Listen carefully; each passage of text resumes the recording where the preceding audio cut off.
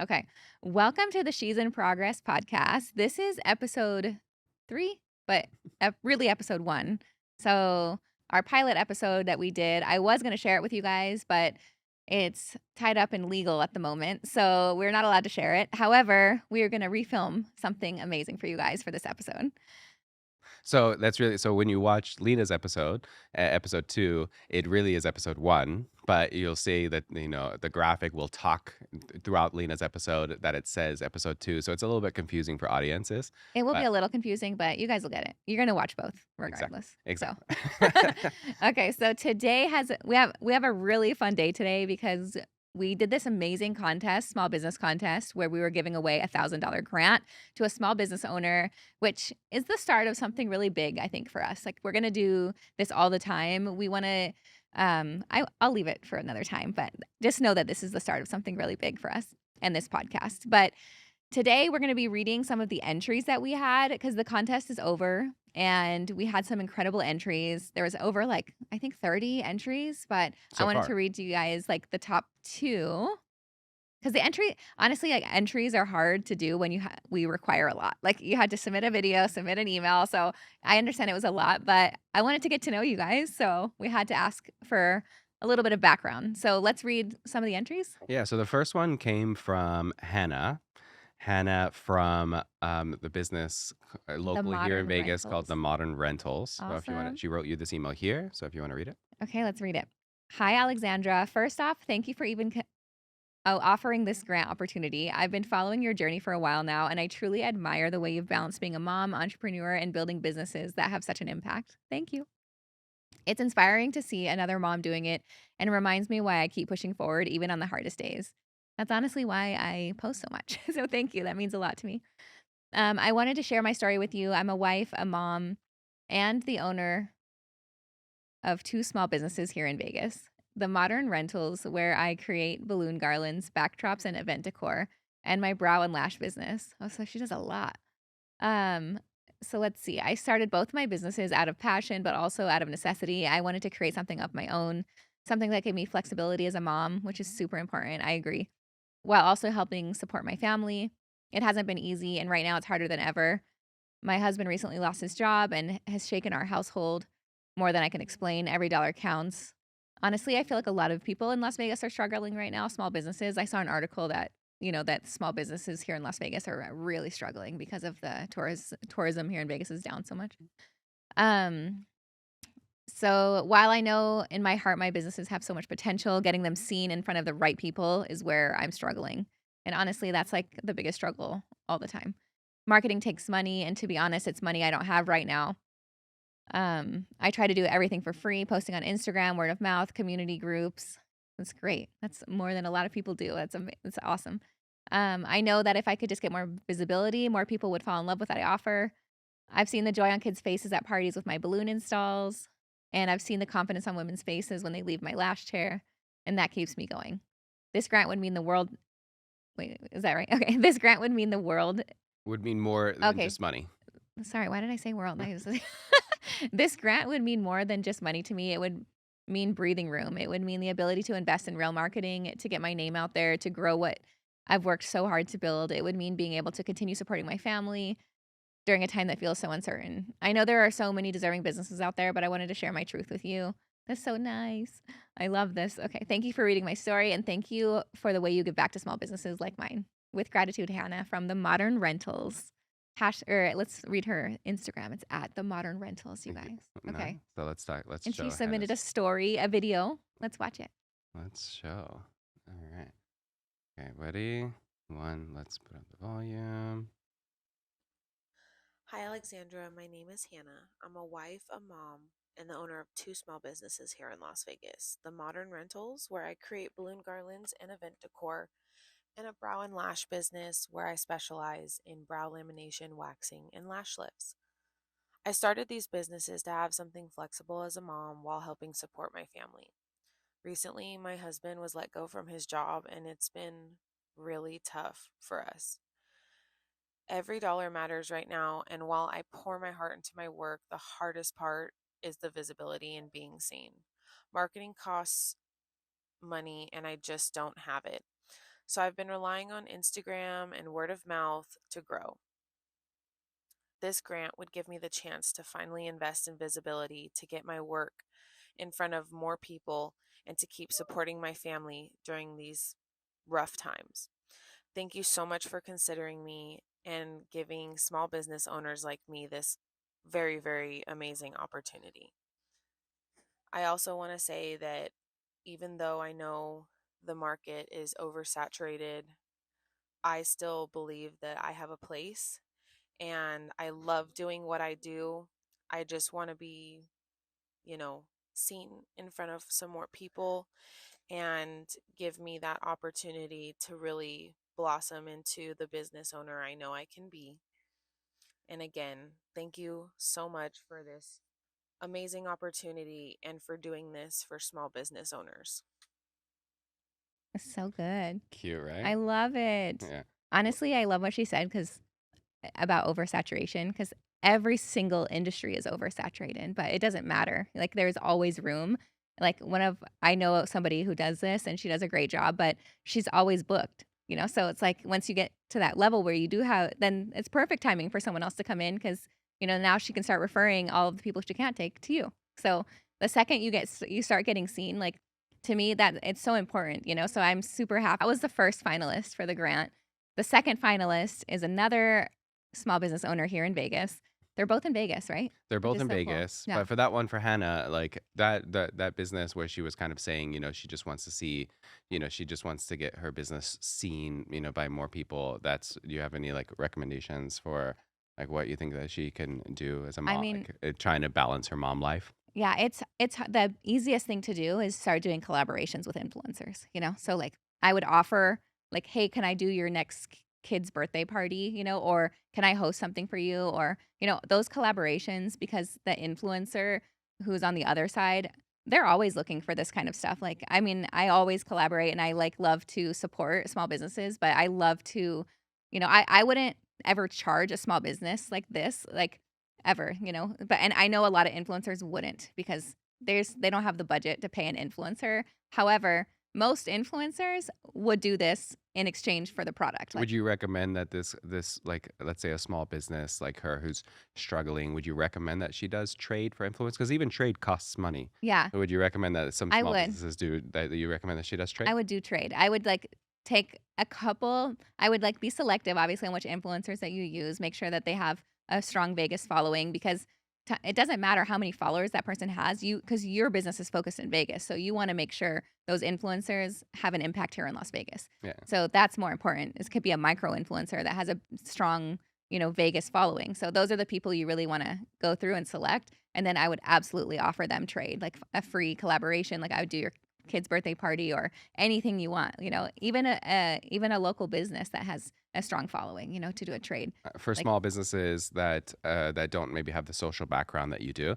what would they look at? What would Hannah like look for in terms of an influencer locally? Like you kind of just talked about it, local following, but how does a person who's not socially savvy find those people. find those people? Honestly, like, I would say ChatGPT is amazing. First of all, you can literally go onto ChatGPT and say, like, "Can you find me like the top 10 mommy Vegas influencers in Las Vegas?" And it'll like be like, boom, like it'll tell you.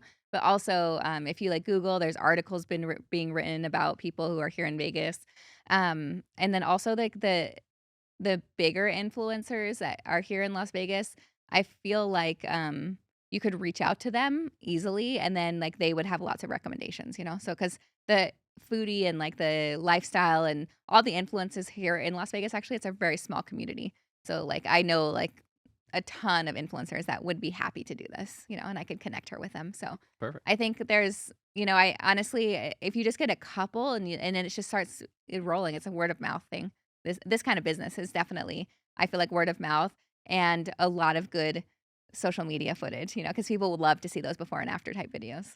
And I think it's also good to collaborate with some people that, like you said, exactly, like if maybe they don't have a large following, but you can kind of see that they know how to make a video potentially go viral. Yeah. And you kind of speak on those people who like that can make a little bit more of a viral trend for a business.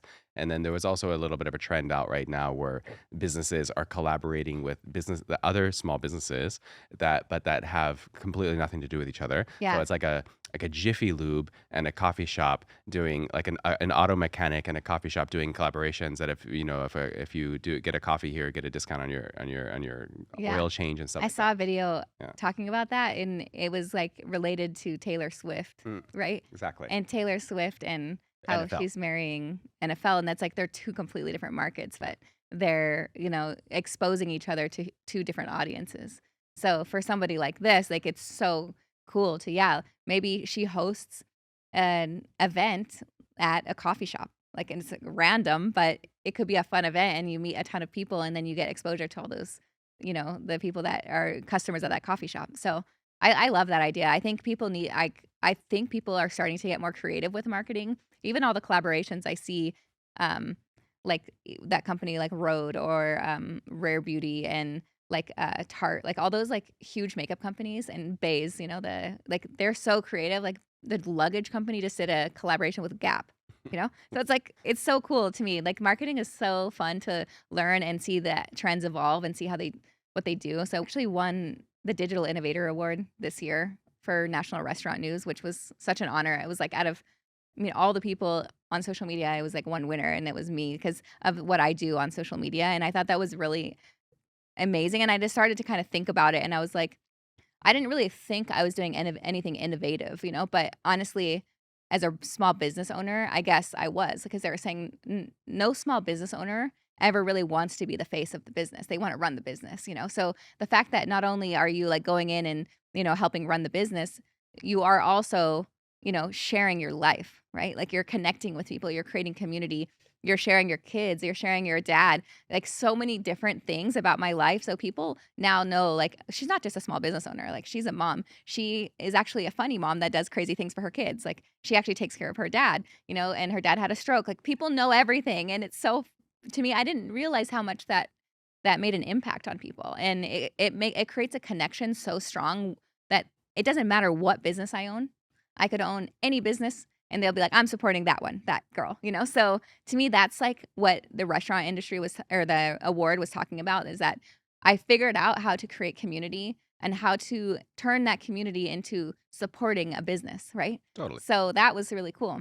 Mhm. And I think other people can learn from that. So like, don't on your social media, yeah, sure, like, you know, post your business, but create your personal account too and share your story as the owner of that business. And who are you? Because people want to know you. And, post all your cool before and afters, but also share what did you do before you went to work? Like, what did you do? Like, what are your favorite things to do on the weekend? Like, and everything like that. And I think that cool connection between the two accounts is what really creates that power that's different than other people have. For sure. I would say it's a little bit difficult for new small business owners, and if you can give them a little bit of advice that, to put themselves out there on camera where they feel, I guess, judged by their Yeah. family and friends, and they feel judged that like what they're talking about is not interesting, or like because their business is so small. And like so to come from like, if you're like some businesses, a $200 customer is like make or break the week. And so it's like for these people, maybe they're embarrassed to put that on online, and so because they don't want to be judged for the for the low revenue from their friends and family. What do you say to that? Yeah, you have to get that is like a big struggle because it kind of that embarrassment feeling, but you have to fake it till you make it. Like on social media, you have to just like pretend that you're that influencer that you look up to. And the easiest thing to do, I think, when you're starting off is go find those influencers that you look up to and what are they doing? And then literally replicate it in your own style, but just replicate it because sometimes it's nerve wracking to think, like, what should I post? What should I do? But just go find what other people are doing that works and replicate it, and then just and you'll start getting more comfortable, and then you'll figure out your style, and then and then it just feels more natural. But it is nerve-wracking at first, but honestly, people just start to support you, and people like the second you start getting you'll start getting that even just one comment of like, "I loved this video." That's all you need. Like, that is so rewarding.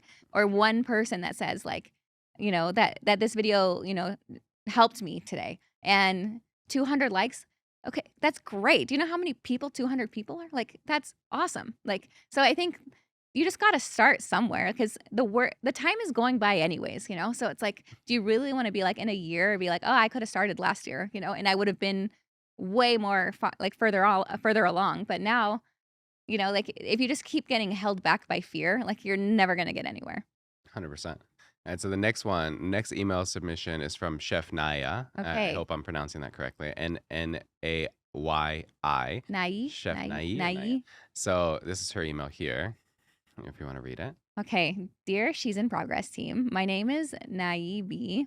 Renown. What a beautiful name, and I am the owner of the Perfect Layer. That's such a cute name. Yes. It's a micro bakery here in Las Vegas. And last year I had the honor of opening the Fountain Blue as their executive pastry chef. Wow, that's an incredible opportunity. She found herself working a lot. Yeah, of course. The restaurant industry is crazy. In October, she was let go. And while that was a painful experience, it was also the turning point that gave me the courage to step into entrepreneurship.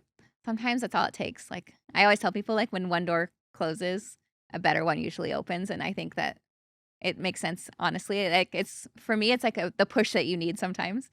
Okay, that's when the perfect layer was born. I decided to take everything I know as a professional pastry chef and create something clean, inclusive, and meaningful for my family and community. Every dessert is small batch, made without artificial dyes. You're talking my language, and offered in inclusive options vegan, gluten free, dairy free, nut free, so that no one ever feels left out of a sweet moment. This is amazing. Beyond baking, I also launched the Layered Foundation, which uplifts family and children, especially those with neurodivergent needs, through food programs and hope. I moved from Miami to Las Vegas knowing how to run a pastry kitchen, but not how to run a business. What I need now is guidance in ownership and growth. I admire Alexandra tremendously. Thank you. And I've been following her since I first arrived in Vegas. Well, I've been following her since I first arrived in Vegas, and I see her as somebody whose mentorship would be priceless. Thank you. You guys are so nice. While the $1,000 grant would help me invest in packaging and social media growth, the opportunity to learn under her wing would mean the world to me. Thank you for considering my story and shining a light on small business owners. That's amazing. Let's watch her video. Oh, there we go. Hi, this is me, Chef Naji, with my bakery cart at Totally Tiffany Nails. I come here every week and I stock up the cart just to create some visibility and to create some buzz so people start to know what the perfect layer con sabor y raíz is all about. I clean it weekly and I decided to do cookies. That's so cute. So I wonder if she has like, because a micro bakery, I've seen those micro bakery trends where they do it in the neighborhood and they just put them outside someone's house. Have you ever seen that? No, but that looks like, I mean, that video, I didn't see it in her email submission, but that video looks like she was setting up a little cart in like a local nail salon, Yeah. which I just think is the cutest thing ever. But that's what we were just talking about, the collaboration that makes no sense, but it's Exactly. amazing. Exactly. So, I mean, she's just doing whatever she needs to do to get her, and to just to buy a little cart and to like put it in just maybe the local business that's nearby her, like to talk to that entrepreneurship. Yeah. Like, Yeah. That's what like does that remind bootstrap you of? entrepreneurship right there. It's amazing. Yeah. We're lucky, this generation of entrepreneurs, because we have social media. You're able to reach people that you were never able to reach before. And this story is incredible. I think it's such a unique thing, and micro bakeries are very like trendy right now, which we don't really have a lot in Vegas actually. There's one I think I've seen on social media. I don't remember the name, but like she set up a little bakery in front of her house and like she just like leaves things in the bakery and there's nobody there. You go in and you take what you want and you just pay for it. Like it's like the honor system. Oh, that's so cool. It's so cool. In Los Angeles, there's like a hiking trail called like Runyon Canyon. Yeah. And like right at the base of Runyon Canyon, like there's like that cart that everybody, so it's like that people can grab, and it's just an honor system and people put cash in. And they say this guy makes like hundreds and hundreds of thousands of dollars a year. That's so crazy. And just leaving that honor cart there. So it's kind of reminds me of that similar Yeah. concept, But this is very amazing. So so we have our two finalists. They're both incredible. I love both of your stories. I think either way, you're both going to do amazing here in Vegas. And I'm gonna definitely share your guys' story on social media and share, your guys' handles. But I think I'm gonna leave this up to you guys because I need your help. I love both of these stories, so I need your help voting on which one you guys wanna see win. How do we do this? Like, they're gonna have to comment? Comment. So if I would say comment on the YouTube video in the comments of this YouTube video, Or what we can and do, wait, I have an okay, idea. yeah, We leave Chef Najee, okay, you and know, at Hannah, with this, and then whoever gets and the it's a most poll. likes, right? It's a poll, Okay, perfect. On right? the YouTube video? Yeah. Okay, so we'll do a poll on the YouTube video, and then whoever gets the most votes, We'll the do it on TikTok and Instagram too, and we'll, like, see who wins across all yeah, 3. that'll be That'll be perfect. good. Ooh, it's Yeah. gonna be close because 'cause they're both incredible. Yeah. Awesome. So now I guess because this video, because this is, we talked about in the beginning that this is episode 3, but it's really episode 1, that a lot of your background and introductions were not there. So we have to go kind of revert back to the beginning and get I'm your kinda glad introduction. we're doing it again 'cause, that Give you a first second. one, you kinda made me do that out of the blue, and I was like, "Whoa, this is crazy, this podcast thing," but I actually really enjoy it now, so That's good. So we can start with your background on like yeah. where you grew up, your family, just to give a little bit of background to the audience on who you are. Okay. So, my name, you guys know, is Dr. Alexandra Lourdes, and I'll get to that on how I changed my name, but, so I grew up actually in New Zealand, which is everyone always is like, "How did that happen?" But my dad, Emilio, which you guys have seen many times, he was a travel book writer and publisher, and he created these gorgeous travel books. The company was called Auge, and he would travel all around the world, and we would be traveling I mean, I remember I was born in Switzerland, then we moved to Australia where my little brother was born, who's Christopher over here. And, I have an older brother who was born in California, and then we went to New Zealand, and my mom really liked New Zealand, and so did my dad, so they were like, "Let's just stay here." I don't know how that happened, but, like, anyway, so we stayed there, we grew up there, we had an amazing childhood. We even and we when we go back and we see our house, it's, like, so fun to see it because it was a beautiful house, and, I remember we had a tree house, with the Winnie the Pooh on it. My And we dad have and I love Winnie one the Pooh. older half sister who Yeah. still lives in New Zealand. Yeah, our older half sister, her name's Angelica, and she owns a coffee shop actually there in New Zealand. So she lives there still in Auckland, and we grew up in Auckland. We had the accents and everything. We'll have to find those old videos to show people of Yeah. us living in New Zealand. But it was like a simple life. It was amazing. We had 3 TV channels, I think. Sky. We would just like play outside all the time. We would be jumping off boats, like swimming all the time. Like I was on a swim team. I remember I played the violin. So I mean, I feel like we had a really fun childhood growing up in New Zealand. And then my mom and dad decided that they didn't get along anymore, That's a which nice is way a to whole put it nother for us. story. Ended up in a That's a nice whole description of what it was. drama court case, like newsworthy. It was really crazy. But that's another story. And we ended up moving with my mom, and we moved to the United States. I don't remember how old I was, but I think I was like in 3rd or 4th grade or something like that. Do you remember? San Diego. We moved to San Diego. When we moved to Anyways, San Diego, yeah, I think I was like 7 or 8, so you must have been like 9 or 10. yeah, Yeah. something like that. Hmm. But after that, we lived with my mom, and so we were kind of like grown up with this. It was a huge shift for us, and we became kind of like that single mom family. And my mom worked super hard, and she started working 2 jobs. And I saw kind of how it was for my mom, and I think that she really motivated me to work really hard because she's like, "Don't ever let this happen to you." Because my mom was actually she was like a well-known model and actress, and when she met my dad, she kind of quit everything and became a full-time mom. And she kind of, I don't know, I think a lot of women in marriages go through this, but there's no guarantee of what's going to happen after. Like, it doesn't matter who you marry. I mean, also, I don't know if they signed a prenup. Do you know? No, I I don't know. mean, if one in New Zealand, but I do like the fact that, I mean, I would love for you to get comfortable enough on the pod to talk to your audience about like being raised in a divorced household Yeah. and by a single mother Yeah. and what that was like, It because was it was just crazy. you and me. Yeah. And like our older brother, who has the same mother and father, went basically to live with our father. Yeah.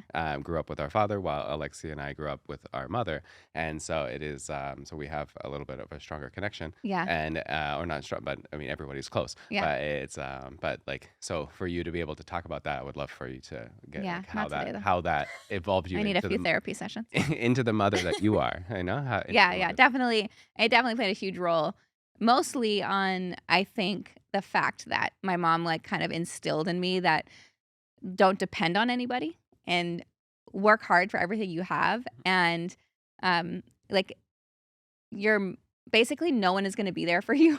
I know it sounds depressing, but she was like, "No one's gonna be there for you except for yourself, like, at the end of the day. Like, you need to take care of yourself and, so do everything in your power to make yourself successful." So, that's kind of, like, always what I've had in my head since I left high school, and I'm like, "Okay, I'm going to college." Like, so now after high school, I played soccer in high school, and I was like, I had a really I enjoyed high school, and then we moved so many times though, honestly. Like, we were that family. I don't have, like, those close friends that everyone has from elementary school and high school because we moved. So I can't even tell you how many times we moved because my mom was just trying to survive. Like, she was like, "Okay, San Diego's too expensive. We're going to Colorado." So we went to Colorado Springs, and then we're like, "We're gonna move to, like, 5 different schools there," and then we moved up to college, and so it was crazy. Like, I have friends, and I feel like I have friends from kind of every era, but I have maybe 2 friends from high school that I still talk to that I'm really close with. But, so I went to college, and my mom didn't go to college. I'm a first generation student, so my mom and dad actually don't have degrees, and my mom, quickly got me into like, I actually didn't even apply to college, to be honest. Like, my mom was like, "You should go to college," but she never pushed me to. But the colleges in Colorado, like, they came down and did, like, a day where they're like, "Here are all the colleges that you can apply to," and that was the day I applied, and I was like, "Sure, you're here, like, I'll just apply." You were in So Colorado at the time, I so was in you were, Colorado, yeah. yeah, yeah. So And you went to so high school in Colorado, Colorado Springs. Colorado Springs. Yeah. Yeah. And so then I applied to college, and then I got accepted, like, that same day, and I didn't know what I wanted to do, so I was an art student in high school. So then I was like, "Let me just continue this because this is what I enjoy doing." So I ended up doing visual arts, which is like a degree in painting, which is kinda crazy. I did a minor in psychology because I ended up really enjoying psychology. And then from there, I spent 4 years in college, and I was the first one in our family to graduate from college, right? I Yeah. think they call it like first generation Yeah. because our mother and father didn't Yeah. graduate, and our grandparents, so you were the first Yeah. in the history of generations. Yeah, Yeah, yeah, that's crazy. yeah. So I was the first, and I was the female, which is crazy because, like, it's not typical, I think, like, for in our family, it wasn't, like, my dad's Mexican, so he was like, he always just assumed my brothers, like, would just be, like, the first ones to, like, blow up, you know? And, he put a lot of pressure on my brothers too, I feel like, to do that. Like, he had a lot of expectations, and I'm just, like, sitting there, like, not really a lot of expectations, like, from me, but other than my dad's like, "Are you gonna get married?" To like, he wanted me to get married and have kids, and I was, like, the opposite, right? I was like, my mom's telling me not to do that. My mom's like, "Do not depend on anyone, do not get married, like, focus on yourself first." So then I was like, "Okay, okay, that's, like, what I'm doing." So I ended up getting into this program in my undergrad called the McNair Scholar Program, and that really changed kind of the trajectory of my education because I was like, "Wow, like, this research," and they taught me how to do kinda graduate school work in undergrad, and even though I was in art school, I studied the concept of self-efficacy, and I started learning about psychology, and I really enjoyed it. And then, from there, from the McNair Scholar Program, they also give you scholarships, which was amazing. So, because I worked all through college, I worked at Chili's, which is funny. I love Chili's You still. worked at Chili's, I worked at Applebee's, and Yeah, yeah, we always had like an argument which was better, Chili's or Applebee's. yeah, it's obviously Chili's.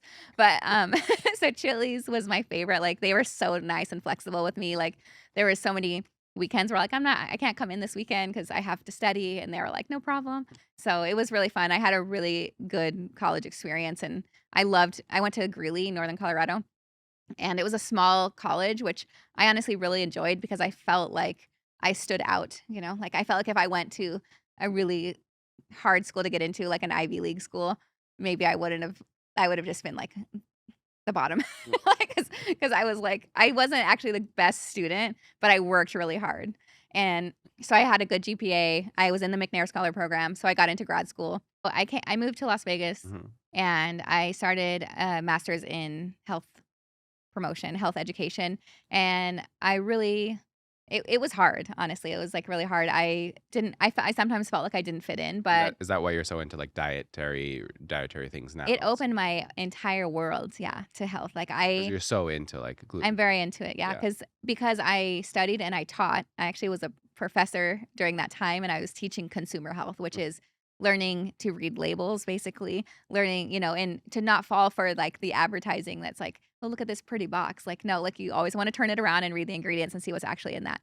So, I learned that was, like, where I learned about health. I learned about education, and I also learned about behavior change. It's like, what's gonna get somebody to buy a product? Like, what's gonna get somebody to, really connect with a product? And so I learned that there's, like, a lot of stages of it, behavior change, and, like, for example, like, if somebody wants to get into running, like, is somebody who is like, for my health, like, I know I need to start running. There's level 1. I can't remember, but, like, because it's so long ago, but I'm like, if they don't have tennis shoes, they're gonna use that as an excuse to not run, Mm. because they're like, "Oh, I don't have tennis shoes. Okay, I'm not gonna run." Like, and they're gonna give up that fast. So, if you have a friend maybe that gets you the tennis shoes, right? And then, okay, now I have tennis shoes. You've like, that's checked. Now what? So now it kinda, like, helps the person. So it's really interesting, and I that was, like, one of my things that I will always remember, that it's like that even in today, I still think about that, like, even with my kids and the way I teach and the way I, like, run businesses. I'm like, I wanna solve issues before they arrive, But right? even in Lena's podcast, you were kinda talking about at the end there, you were talking about, like, how, like, having a strong group of people, you were saying, really, you just needed 3 people that, like, was really what you could take over the world with a group of small people. Yeah. So there, what you're talking about also is having a strong person next to you, whether and you're not meaning your husband, you mean Yeah, it could be anybody. anybody It could that be a that role was. model, like, it could be a teacher, Mm, and from there, grew I graduated my master's, which was awesome. I never even thought I was gonna go to college, so to graduate with a master's was a big deal for me. And I went to go interview to do a PhD because honestly, I just didn't know what I wanted to do. And my mom, again, was just like, "If you don't know what you wanna do, just keep going to school." mhm. So she's the one that told me that. She was like, "Just keep going to school because the time's gonna pass anyways. Why are you just gonna, go And get a job?" that's a hot topic, I would say, as well, that I mean, you got student loans for your school, Yeah. right? And so you were getting, because there's, like, right now, the conversation is, like, the loans are so expensive, the interest rate is so expensive. So what, like, is it worth it? And would you Well, say I didn't, like, max out on student loans. Like, I got because I was lucky and I got a job at the university, so they was like it was able to pay for my a lot of my school, so I got just enough student loans to cover kind of, like, what I needed to live? So I needed to, like, my apartment and things like that? So but still some?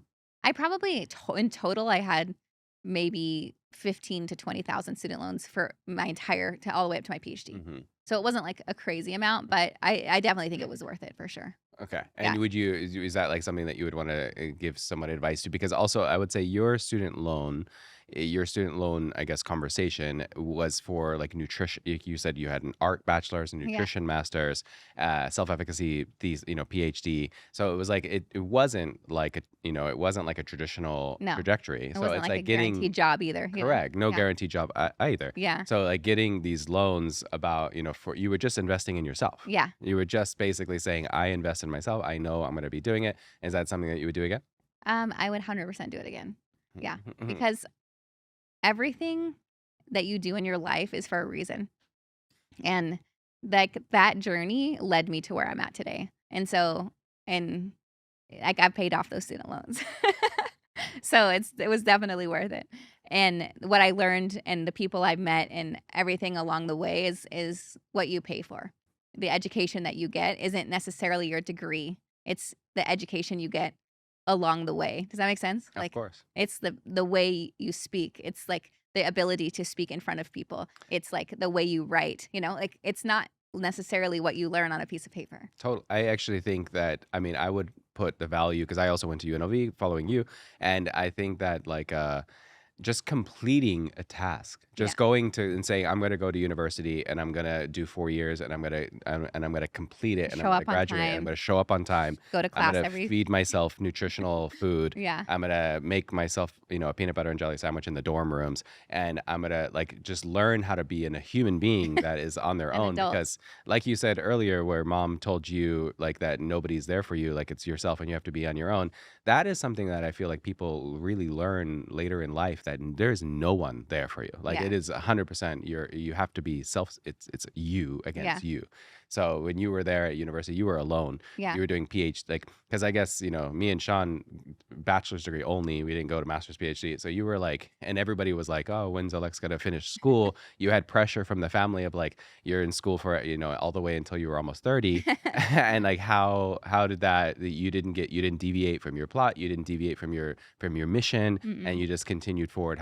What did you think drove you for that? I think it's that internal motivation, honestly, just to, like you said, like once you complete a task, it just feels good and you want to keep going and another challenge and another challenge. Like when I got into my PhD program, it was I got in for higher education because I was like I saw a plan at that moment. I was like, okay, I was teaching already at the university. If I get my PhD, I'll make this much more, and I could be a professor. And I could teach art, I could teach education, health education, or I could teach what I was doing, or I could work at the university. Like there was an easy answer. Like I could have easily had a job, right? And and then I was like, and it'll always kind of be my fallback job. Obviously, I could always go back to teaching, which I do enjoy and I love. But to me, this is kind of what I'm doing now. Like Mm. this is, Teach yeah, I want This to is teach. teaching right here. Yeah, Yeah, like this that. is great. To me, this is like falling back on my PhD and being able to teach way more than just a small class of 20. Totally. So when I got my PhD, there was somebody, I remember I've told this story like when I first started my social media journey, but there was a professor that's like, oh, you need to drop out. Like she literally told me, she's like, you don't belong here. I wasn't a typical student. Okay. Like a lot of the PhD students were like so smart, they are very intellectual and they like love speaking about all these different topics and political topics. And like that wasn't me. Like I didn't engage a lot in conversation. Like I like to listen. And I was that person. I did learn and I absorb and I love learning, but I wasn't like that intellectual person, like I wasn't the smartest one in that room. You weren't Absolutely like, not. I would say, you weren't like chemistry classes, biology classes No, smart. Like no, that's a different. no, that's a different level of Yeah, smart, that's a different smart. You were very much like, I would say when we were kids, you would read books for fun, like where you would read like novels for fun. Yeah. And when we were 8, and I Yeah. didn't, and for me, I was like, I could Yeah, barely Sophie get doesn't through like a reading. green eggs and ham. Yeah, I Uh, because that's what I'm saying. I like to consume. Like I like to know everything, but I wasn't like, and they expected you to have an opinion. Like they're like, no, you have to be this or this. Like you have to have an opinion. Like that's what they want out of like a PhD student. They're like, you have to speak and argue your point and do this. But I'm like, no, I honestly see both sides. I was like the worst student probably, because I was like, I see your side and I see your side. And like, like to me, I didn't want to pick a side. I didn't want to be that person arguing in the class. I just But wanted to learn and I wanted to, take what I wanted out of it. But the thing is, I went into her office and she was like, when she told me I should drop out, and she told me, she's like, I'll give you a hug if you graduate. Like she was like basically almost like threatening me, saying that like she assumed that I was gonna drop out. There's no way I was gonna make it. And she's like, if you do graduate, I'm gonna hug you. I did graduate and she didn't hug me. She didn't even Was she show up. there? She was there, yeah. She was there. Yeah. She didn't hug you. She didn't even talk to me, no. So that's it. Yeah, so Explain the process of the PhD. Like, what is the process of getting a PhD? Getting it. I mean, now having doctor on your email, doctor on your. It's super cool. yeah. And like, so It felt obviously, cool. it's Honestly, worth I it. was just like, I wanted to complete something. I wanted to, and that's kind of what I studied was self-efficacy. So my research was, so to get a PhD, you learn the first 2 years basically is all just more research. And I learned in higher education, I learned kind of about everything that went on, like policy wise and statistics and everything about the universities, how to actually complete a research study, kind of like, but at a level that's like way beyond my master's program. And after 2 years, you pick a topic that hasn't been studied before, and you are now that expert in that topic. And what I figured out was that what I read, and I had always liked self-efficacy. So do they not let you take? Do they not let you choose a topic that has been done before? No, you They'll can't. say no. No, you can do a topic that has been done before, but you have to put a different spin on it. Like Mm, you say, this has been studied, but this hasn't. This hasn't been looked at. okay. So you have to create your own research. Okay. It's like original research. All right. And so I studied the topic of self-efficacy, but as an underrepresented student. So like somebody so the topic of self-efficacy has existed for a long time, and self-efficacy, actually the definition is the belief in your own abilities to do something. And so that's not self-confidence, it's self-efficacy, which is like what we're talking about. Like the fact that you finished college made you have more self-efficacy in yourself. Now you can complete another task that's going to be that hard. And it'll give you the confidence to do that, but it's different than confidence because you could be a confident person, like, oh yeah, I look good, like, I'm confident with this girl, going on a date, but you're like, I'm not going to start a business though because I don't have self-efficacy to So start a business. explain the difference, because now you reminded me that we did talk about this in episode 1 that got deleted for the legal drama. So it's like, so for episode 2, so for now to repeat it again, like what is the difference between between like efficacy and confidence? Like what I was just Mhm. saying. So like how if you went on a date with somebody, Mhm. you're confident. Like like you're handsome, that's confidence, right? Mhm. Like and being confident in many things, but having self-efficacy is like being confident in your abilities, right? Okay. So like are you going to start a business? Like you might not, your self-efficacy level might hold you back from starting that business because you don't feel that you have the ability to do it. You know what I'm saying?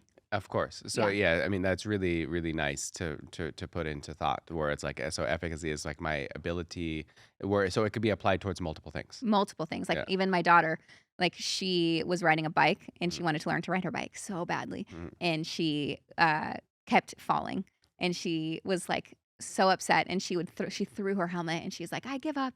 And I'm like, you can't give up, like because it just takes a lot of work, to gain self-efficacy. It doesn't come naturally, you have to actually put the work in. And so the next day we actually went to sleep. The next day she's like, I want to try it again. So she tried it again and that day she got it. And so she earned like that, almost like I feel like it's like a meter, right? Like she earned a little bit of self-efficacy in herself. She's like, oh, I get it. If I work hard, I can accomplish a task.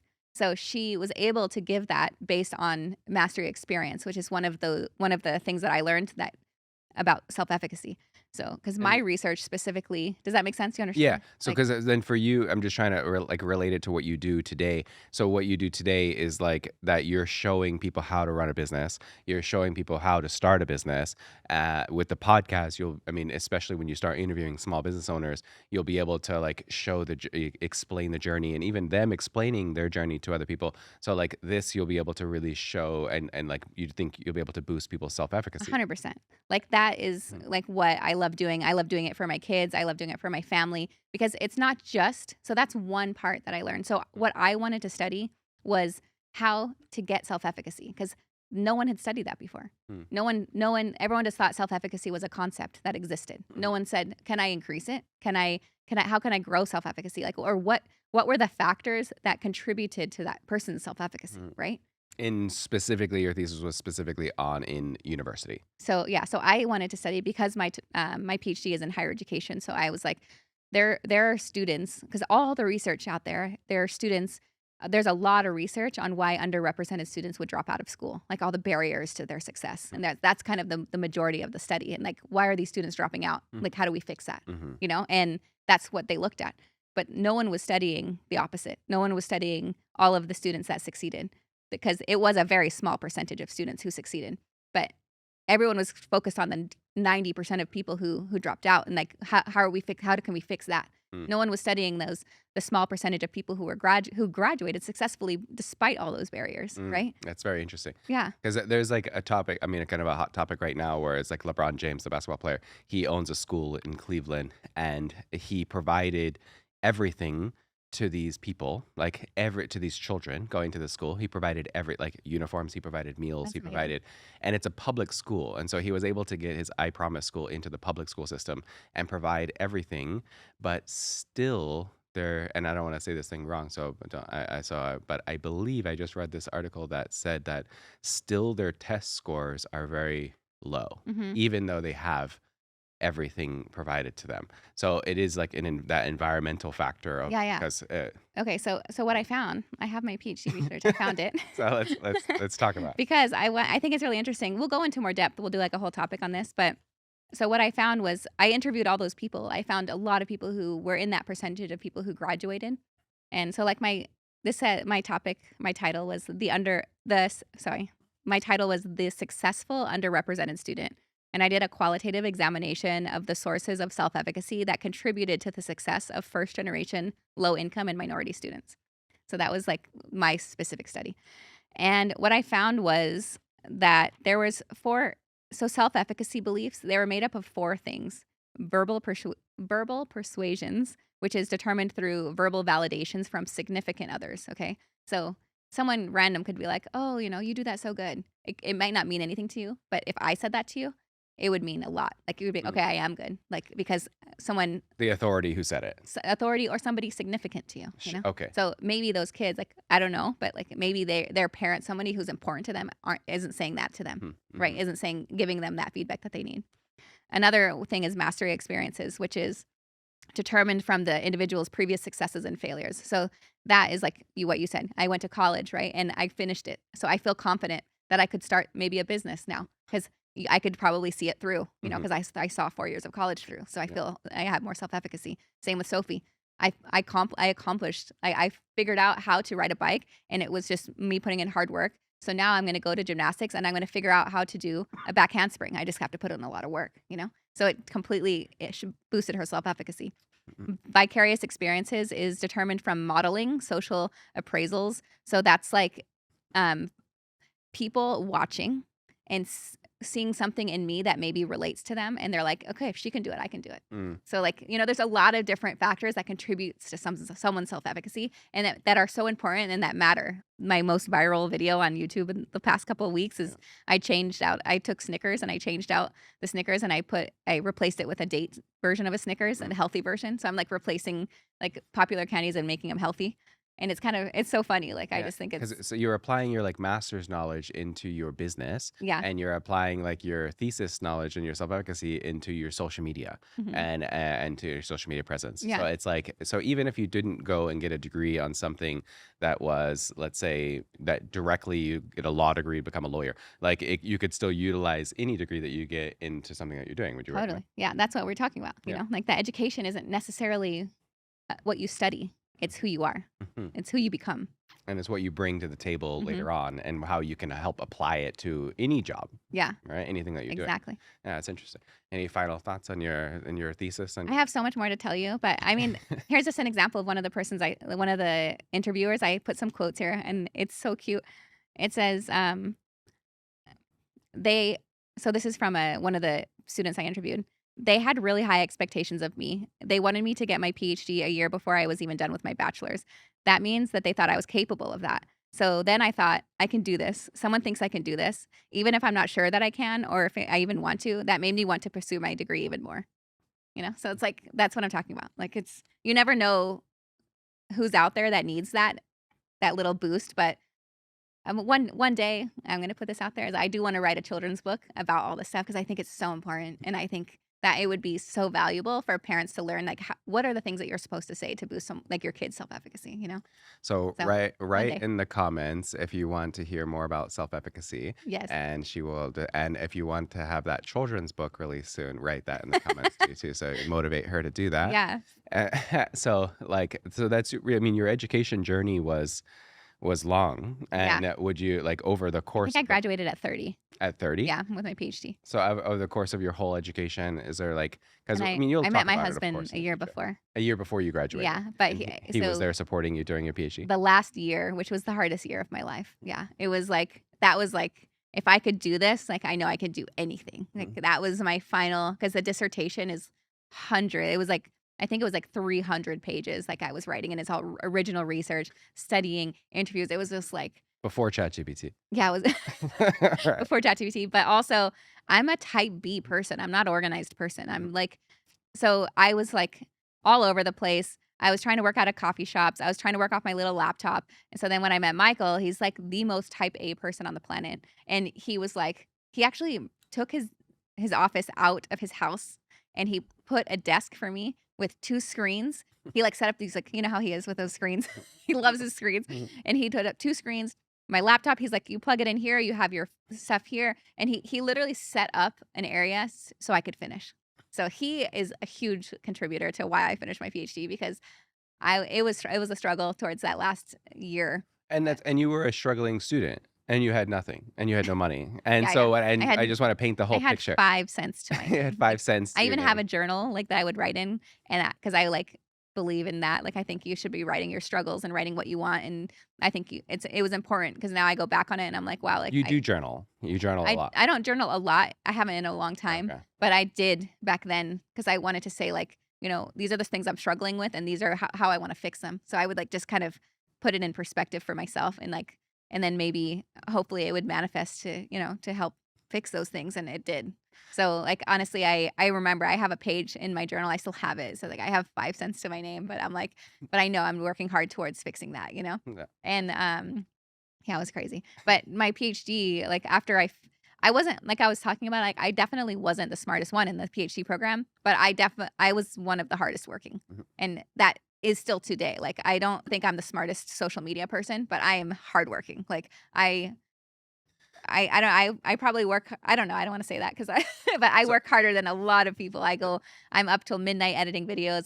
I try to be there and present for my kids when we have dinner. I go afterwards, they go to sleep, and then I'm editing till, like, 1 o'clock in the morning, I think concepting. that's a common theme among successful YouTubers, and it's a common theme is or successful anybody, but it's like that hard work beats Talent. talent Mhm. every time. That hard work beats talent every single time Yeah. because of talent and in everything that you're doing. And for you, I watch you edit. Like it is nonstop how much you're filming and editing every single day, morning, afternoon, night, and and to have that like you have to. It's almost like a level of OCT or Commitment. towards a specific thing Yeah. to have that level of commitment because it's years also and I mean we're short on time but like we'll talk about this in another pod but like I mean there was a lot I'm sure your followers want to know like there was a period of time where you were doing social and you didn't have a following, Oh, yeah. right? Yeah, and if you go I keep all my videos, but if you go back, like, the videos also were terrible, like, the quality of video is awful, but you I mean, that the progress is so fun to see, Mhm. if you go back now, it's and what I was talking about back then, it was, like, so boring, and, like, I would just, like, post, like, a boring, filmed, horribly edited, like, horribly video of, like, a latte recipe or something, and now I'm talking to you guys while I'm making my latte, so it's a way different style. Yeah. You learn. I listen. Like, I think that's the biggest thing is, like, I listen to my audience, I listen to my community, and I give them what they want. It's not about me, like, I'm a content creator, but I talk to them, I listen, I ask them questions, and I just keep giving them what they want. Because it got cut out of the first one of who because we did just kind of say who I am like I'm your little brother. I'm Chris. So I'm here to just to the audience. He's gonna be the producer of the I'm show. the producer He's editor the of the reason that we show. have the show. So I'm say thank you. pushing her to do it, but I won't be on camera too much. But I'm here to to give her the content, to give her what to talk to give her to keep her on schedule. And it's And fun because he knows me better than anyone in the world probably, so yes. he'll call me out when needed. Yeah, it's nice. I was like, there's like a really, I mean, who I like my goal. You can call me like Phineas to Billy. Like, do you know the relationship between Phineas and Billie Eilish? No, but Like, I know Phineas and Ferb. oh, so Phineas is Billie Eilish's brother, Okay. and Oh, yeah, I think I've he's seen her them. producer. Yeah, And Billie is the one who goes and the and artist. is the artist, Yeah. but she does like quite literally everything. Like her brother's her producer and does all her music and does Oh, all so everything. cool, I didn't And know. and That's they like travel awesome. together and they tour together. So they have a cool relationship. And so it's like that's something that we can Yay. have That could be us one day. there. It's Billy and Phineas. But yeah, so that's so I'm the producer on the show. So that's just to Thanks, introduce Chris. you guys. And but yeah, so you want to close out Well, the thanks first for part? watching, everyone. That was so fun, our brand new episode 1, and that was way more intense, like, about my research, but I hope you guys liked it, and I'm so excited to see who you guys pick for the winner of the grant, the small business grant, and we're gonna do many more fun things. I can't wait to share more, and let us know what else you wanna see on the pod. And as always, let's make progress together.